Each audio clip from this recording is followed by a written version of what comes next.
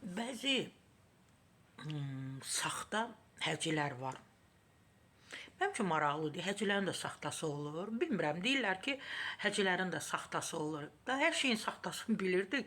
Həcinin saxta olmasını bilmirdik də. Mən bilmirdim şəxsən. Amma deyirlər ki, saxta həcilər də var. O həclərdən xahiş edirəm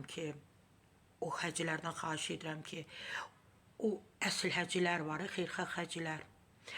Onların adına xələl gətirməyin. Gedirsiniz, o oriental oynayan qızlar var, qırmızı paltarları olur, falan belə. Buzkalteri görünür, nə bilim, at paltarı görünür, nəyi.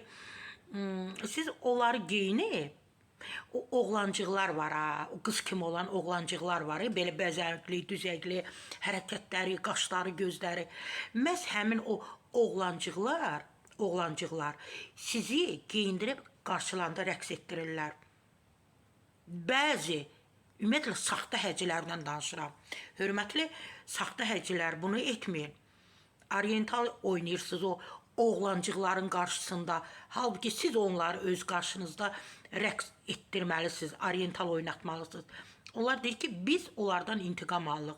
Məhz üzüm tuturam həmin həcələrə, saxta həcələrə.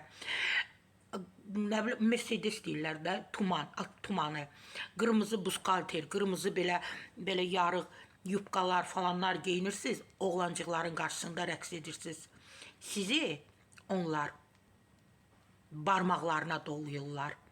Hörmətli saxta həcilər, ağıllı olun, etməyin bunu.